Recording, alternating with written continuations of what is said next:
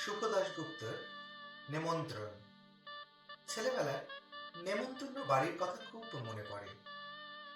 হইচই, চিৎকার, ভিড়, পাতা পড়েছে সার সার। এক পাশে লম্বা কালো এক পিস তেল চুপচুপে বেগুন ভাজা, তার পাশেই এক চিলতে শাক ভাজা, কালচে সবুজ, ভেতরে টুকরো বাদাম, ওপরে পোস্ত।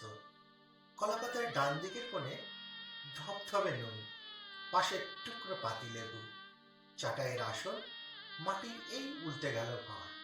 একটি বাচ্চা বসতে গিয়ে পায়ের ভেতর সত্যি ভার উল্টালো। অমনি রে রে হই হই, সামালকে সামালকে, জল আসছে জল আসছে। জল গড়িয়ে ডান দিক থেকে বায়ে, বাদিক থেকে ডানে। যারা ইতিমধ্যে বসেছিলেন কেউ কেউ উঠে দাঁড়ালেন। দাঁড়ান দাঁড়ান, সব ঠিক করে দিচ্ছি, সব ঠিক করে দিচ্ছি। মাতুব্বর গোছের কোনো ছোট কাকা বা রাঙা মামার আবির্ভাব এমনি নয়, একেবারে নেতা হস্তে গুণস্থিতা। অপারেশন সানশাইন আবার বসা। কোমরে গামছা, ধুতি অথবা প্যান্ট পরা পাড়াতো দাদা ভাইদের হাতে ঝুড়ি, বালতি, গামলা। ধরে ধরে আসছে ফুলকো লুচি, ডাল, কুমড়োর চক্কা। আর দুটো নিন দাদা, এই কনে সেখানে ডালটা গুড়িয়ে দে। শীতের ফুলকপির তরকারি, গরমে আলু পটল, মাছ, মাংস। আর দু পিস মাছ দে চক্কতিদার পাতে। কি বৌদি, পাত একেবারে খালি। শ্যামল, মাংসটা এদিকে আনো বাবা। টিউবলাইটের রজনীগন্ধার আলো, সেন্টের গন্ধ, সিল্কের শাড়ি আর আদির পাঞ্জাবি কড়াকাপ্পা মাঞ্জা। কি খবর বর্দা, অনেকদিন পর দেখা হলো। আর ভাইয়া, বয়স তো হলো, শরীরটা ঠিক জুতে নেই বুঝলে। ইতিমধ্যে দোরগোড়ায় হইচই, বর এসেছে বর এসেছে। মেয়েদের হুল্লোড়, সমবেত উলু, শাক, মাইকে বিসমিল্লার সানাই, ছুটোছুটি, কাকিমা, জেঠিমা, বৌদি, জামাইবাবু, পিসেমশাই, রতনদা, ফটিক কাকা। চটি খুঁজে পাচ্ছেন না বিধান স্যার। স্কুলের দাপুটে মাস্টার বিয়ে বাড়িতে কায়দায় পেয়ে কোনো উচ্চাটে ছত্র তাকে টাইট দিল বোধহয়। জারের বিপন্ন মুখ। মেয়ের বাবা প্রায় পরাচিত সৈনিকের মতন মুখে একটা সিনথেটিক হাসি ঝুলিয়ে ঘুরছেন, আর মধ্যে মধ্যে রেগে উঠছেন। কি কি কি হলো, ওটা কি এখনো শরবতটা হলো না? কি যে করে এরা। পাড়ার চেনা পাগল, সবাই যাকে জগাই বলে চেনে, আজ সেও এসেছে। নিমন্ত্রিতদের ভিড়ে মিলেমিশে দিব্যি বসে গেছে পাত পেরে। পরিবেশনকারী পাড়ার এক ছোকরা তার পাতে এক রাস রসগোল্লা ঢেলে দিল একেবারে বালতি উপর করে। খা শালা খা। জগাই অবুধ শিশুর মতন হাসে, তারপর রসগোল্লা গিলতে থাকে, গোগ্রাসে গিলতে থাকে পাত ভর্তি রসগোল্লা। খাক খাক, জ্যাঠামশাই বললেন। আহ, আমাদের মিহির ডাক্তারের ছেলে গো, বাপটা অকালে মরল, মাটা কবেই গিয়েছে। ছেলেটা জন্মবোধেই এমন পাগল। খাক খাক, বর্বর কল্যাণ হবে। ছেলেবেলার সেই নেমন্তন্ন বাড়ি খুব মনে পড়ে। আমার তো বাবা ছিল না।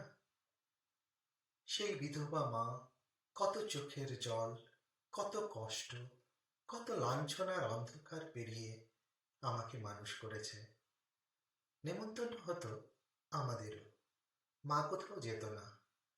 পাড়ার বাদুল কাকুর মেয়ের বিয়ে, একটা 7.5 টাকার কপালকুণ্ডলা হাতে নিয়ে গিয়েছি বিয়ে বাড়ি।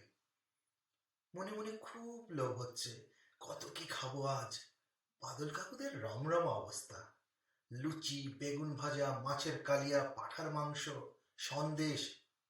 বসে পড়, আর দেরি করিস নে, এরপর বরযাত্রীরা এসে পড়বে, পরের ব্যাচে আর জায়গা হবে না। একজন প্রায় হাত ধরে জোর করে বসিয়ে দিলে আমায় জগাইয়ের ঠিক পাশে। জগাই আমাকে থেকে হাসলো, অদ্ভুত হাসি। সামনের কলা পাতায় ছপাচাপ জমা হয়ে গেল, বেগুন ভাজা, লুচি, ছোলার ডাল, পরপর সব কিছু। বাদল কাকু এসে বললেন, বসেছিস বলা ভালো করেছিস, খেয়ে নে, পেট পুড়ে। তোরা খেলেই বড় মঙ্গল বুঝলি। ভালো করে খারে জগাই, পেট পুড়ে খা। বলতে বলতে ভিড়ে মিশে গেলেন বাদল কাকু। তোরা খেলেই বড় মঙ্গল, তোরা খেলেই, তোরা? আমি আর জগাই? আমি তো জগাইয়ের মতন পাগল নই। তবে বাঁধ ছেড়ে উঠে পড়লাম। ততক্ষণে হাতে ধরা কপালকুণ্ডলা। সোজা ভিড় ঠেলে বউয়ের সামনে গিয়ে দাঁড়ালাম। গাল ভর্তি চন্দনের ফোঁটা আর গা ভর্তি গয়নায় চেনা সুনীতিদি হাসলো। রঙিন কাগজে মোড়া কপালকুণ্ডলা তার হাতে তুলে দিয়ে কোনো দিকে না তাকিয়ে চলে গেলাম। বাড়ি আস্তে আস্তে ভাবছিলাম, জগাই আর আমি খেলে সুনীতিদি ও তার বরের মঙ্গল। আমরা দুজনে কিসে এক, আমি আর জগাই?